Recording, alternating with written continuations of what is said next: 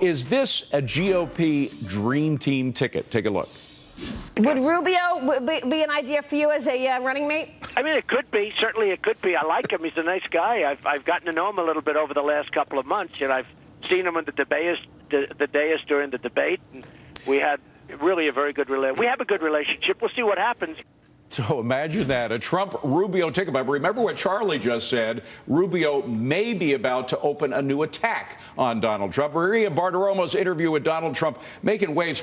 Maria, I have in my hand, let me just show what this transcript is. It goes on and on. I've never printed out. I think I went through a whole wad of paper printing out the transcript. Yeah. How did you keep him in the seat that long? It was a long interview. I think what he wanted to do was talk about the issues that matter to the American people. And that's where I focused. You know, talked about tax reform and immigration reform and repealing Obamacare and really the regulatory environment in general in terms of Dodd-Frank and what he would do there. And I think that's why he stayed as long as he did. He was with us 45 minutes. We really got into a lot of the economic issues that matter to people. But people are also interested in the political issues. And a Trump-Rubio ticket is very interesting. You brought it up. I think the ticket neutralizes a lot of the negatives that Trump has now, that he's anti-immigrant, he's against the Hispanic community, that he doesn't know anything about politics. He's never run for office. Well, Rubio has, at both the local and the national level, and his age. I mean, he'd have a young guy in the ticket. That's right.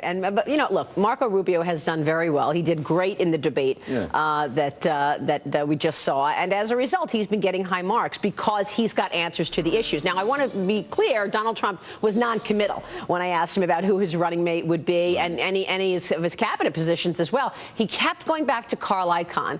You know, I had dinner with him the other night, he said, and Carl Icahn would like to deal with some of these trade issues that we have. I asked him straight out. I said, would you, if we allow this to run and you're there, would you deal with China, Japan?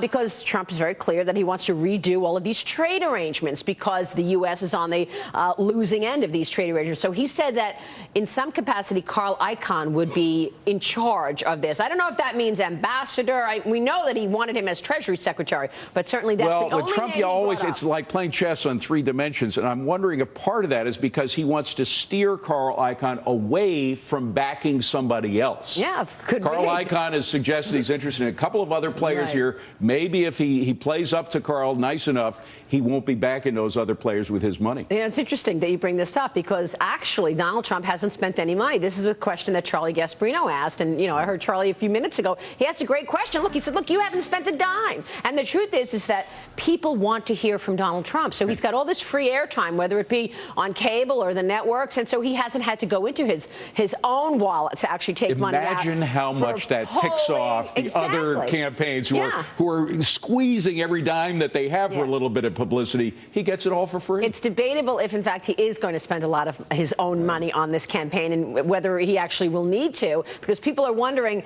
at the end of the day, when push comes to shove, if he is going to have to spend his own money, will he do it? He said, oh, yeah, I'll do it up to $1 billion. I don't know. Well, FBN owes you a lot because all day we're going to be running these thoughts. You gave us enough material to work with for the next week on Trump. Thank you very much, Maria. Well.